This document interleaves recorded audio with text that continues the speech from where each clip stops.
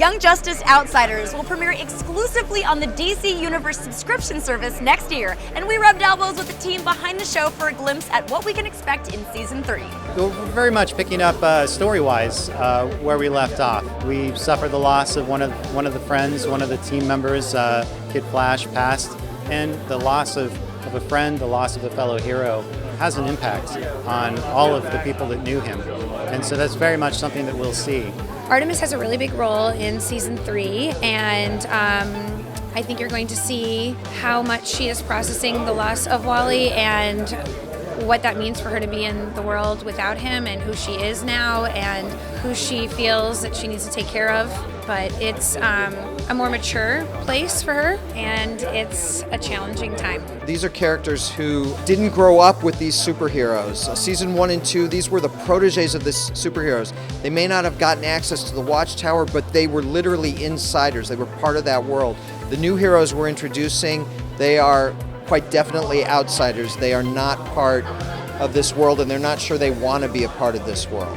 This season, we're bringing on board a character named Brion Markov, who a lot of comic fans will know as Geo-Force from the comics. I'm familiar with a lot of DC characters, but this is the one that's kind of like back catalog, which is a little bit more liberating, a little more freeing, because there's not so much of an archetype tied to it. But he fits kind of shoulder to shoulder with the other characters that you've seen in the show before, where it's someone who's young, who's discovering these abilities and this power and trying to figure out where that fits in with him and where he fits in with the world.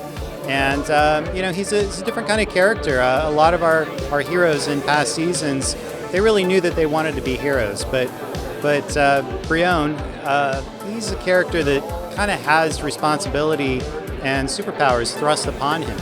And so we're going to really follow him quite a bit to see how he deals with that and how he reacts to these newfound powers and finding his way in the world in the aftermath of that. My favorite of the new designs is easily Forager. He's the ultimate outsider. He's a different species. He comes from a different planet. He views the world through a unique point of view from everybody else in the cast, because most everyone else are either literally Earthlings or have lived on Earth for so long, like Superman, that for them, Earth is common knowledge. But to Forager, he's brand new to the world, and he's going to look at everything differently.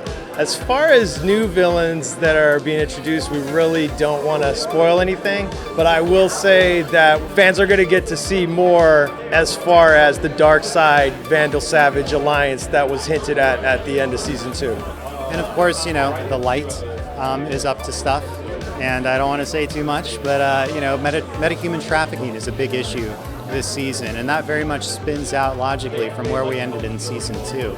And everybody is connected in some crazy way, and I'm always blown away by what Greg and Brandon are able to do in terms of weaving this tapestry of so many people and places and things and energy.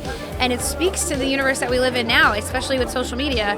We are all so much more connected than we realize, and that plays out here. It's a very character-driven show, which makes my job particularly fun, because you get to hire all these amazing, fantastic actors to portray all these amazing, fantastic characters, and there's some really rich, satisfying moments, specifically as an actor, and in my case, as the dialogue director working with the actors, that get paid off in this season. If it weren't for our fans, we wouldn't even be back for a third season. So the outpouring of support has been overwhelming, and it's something that I think I could speak for myself and for the rest of the crew. We really appreciate all the love and support we've gotten, especially when we get to meet them here at Comic-Con. That's all for this episode, but if you missed our daily Comic-Con coverage from San Diego, you can catch all of it right now on the DC YouTube channel. See you next time.